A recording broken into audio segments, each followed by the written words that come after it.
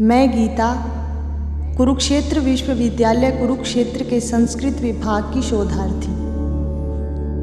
क्रोधाद् भवति सम्मोहः, सम्मोहात् स्मृतिविभ्रमः, स्मृतिभ्रंशात् बुद्धिनाशो, बुद्धिनाशात् प्रणश्यति।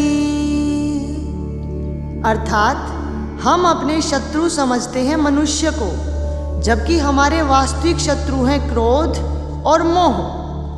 इन्हीं से हमारी बुद्धि भ्रष्ट हो जाती है।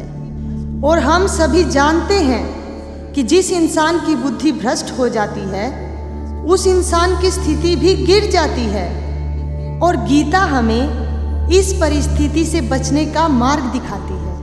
इसलिए छोटे से लेकर बड़े तक सभी को भगवत गीता अवश्य पढ़नी चाहिए और आत्मसात भी करनी चाहिए।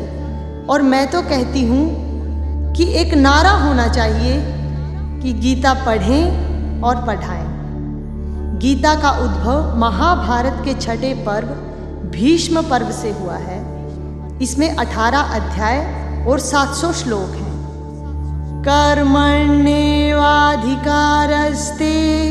मा फलेषु कदाचन, मा कर्मफल हेतुर्भू, मा ते संगोस्त्व कर्मणि।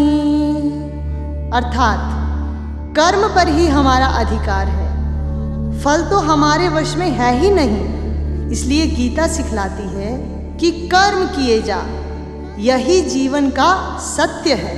और भगवान श्री कृष्ण अर्जुन से कहते भी हैं, हतो वा प्राप्स्यसि स्वर्गम, जित्वा वा भोक्ष्यसे महीम, तस्मादुत्तिष्ठ कौन्तेय, युद्धाय कृत निश्चयः।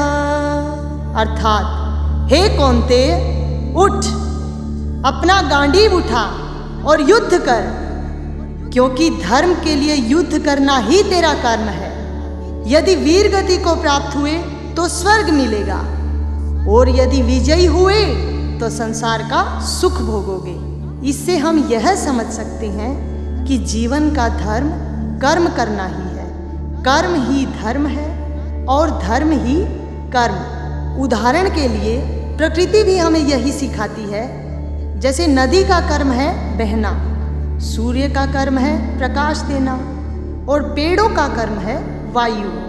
इन्हें किसी फल की इच्छा नहीं है, किंतु फिर भी ये निरंतर अपना कर्म करते हैं। इस प्रकार भगवत गीता सदैव प्रासंगिक थी, है और अनंत काल तक प्रासंगिक रहेगी।